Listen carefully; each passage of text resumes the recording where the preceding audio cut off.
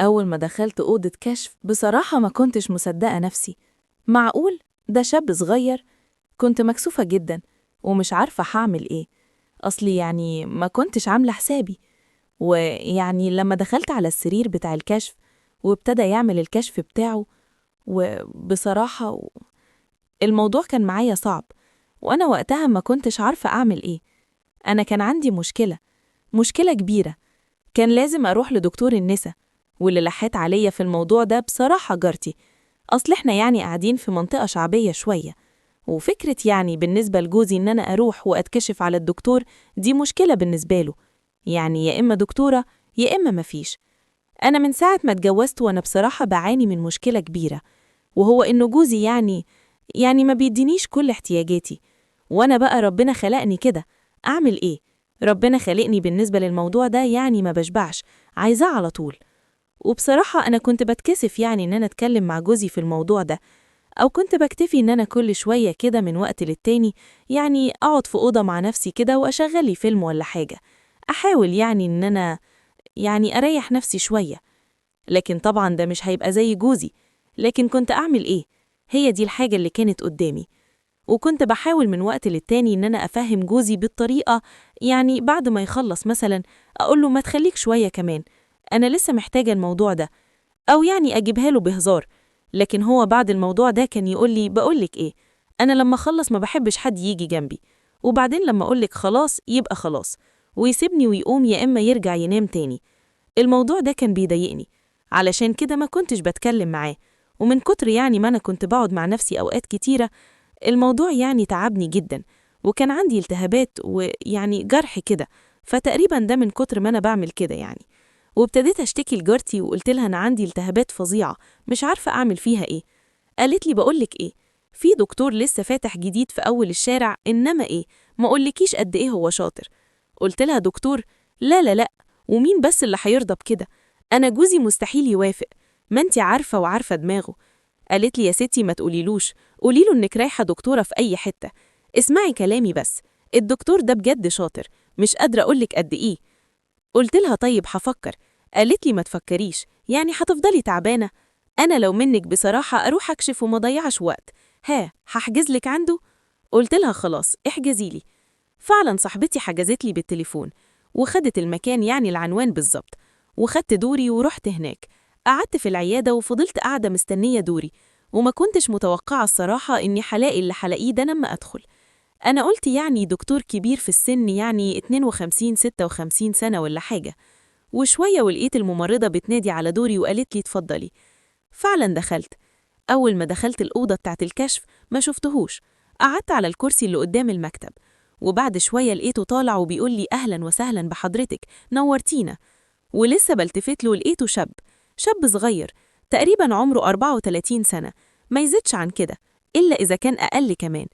أول ما شفته بلمت، ما كنتش عارفة أعمل إيه من الكسوف، وخصوصا بقى إن رايحة مش عاملة حسابي أنا كنت حاطة في اعتقادي إن هو شاب صغير لو كنت عارفة إن هو شاب صغير كنت عملت احتياطاتي.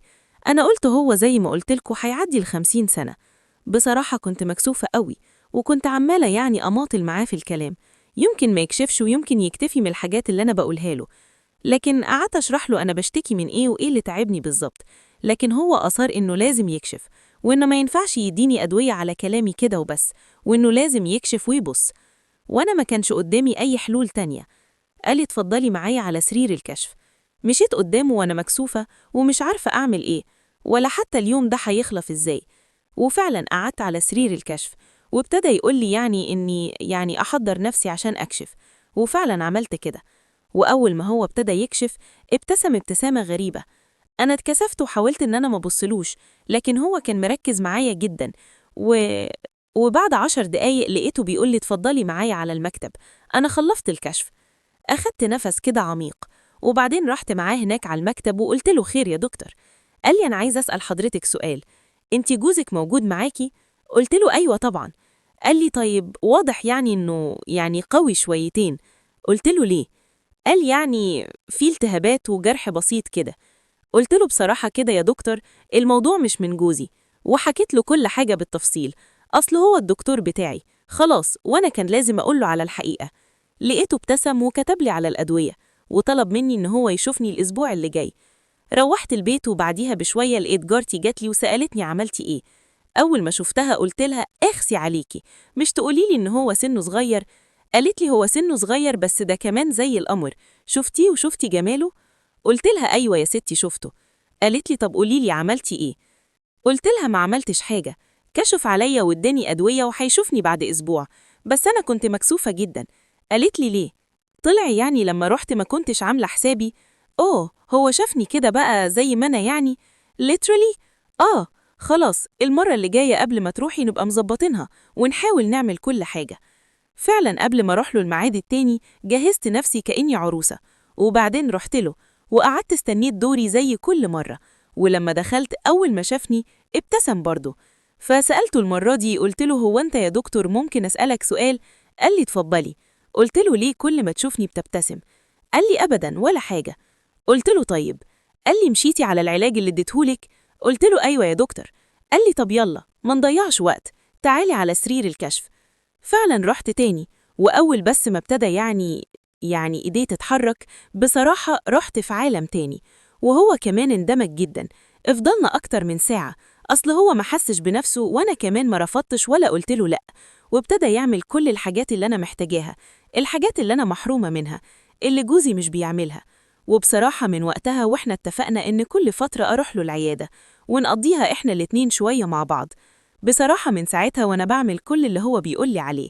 لكن المشكلة إن جوزي ابتدى يسأل ليه كل ما بطلبك بتقوليلي لأ أو تعبانة أو أي حاجة بتحصل، وأنا بصراحة مش عارفة أعمل إيه. علشان كده حكيت لكم قصتي، يمكن تفيدوني، وأنا بثق في رأيكم وحستنى كل التعليقات بتاعتكم وأقراها كويس. شيخ بيقولي أنتي عايزة تخلفي؟ قلت له والله أيوة، نفسي يبقى عندي ذرية وعيال. قال لي خلاص عالية بخرك وأفكك.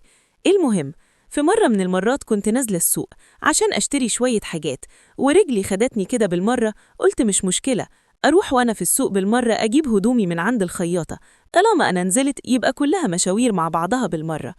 المهم لقيت صاحبتي بتكلمني في التليفون وتقولي أنا عايزة أقابلك النهاردة ضروري.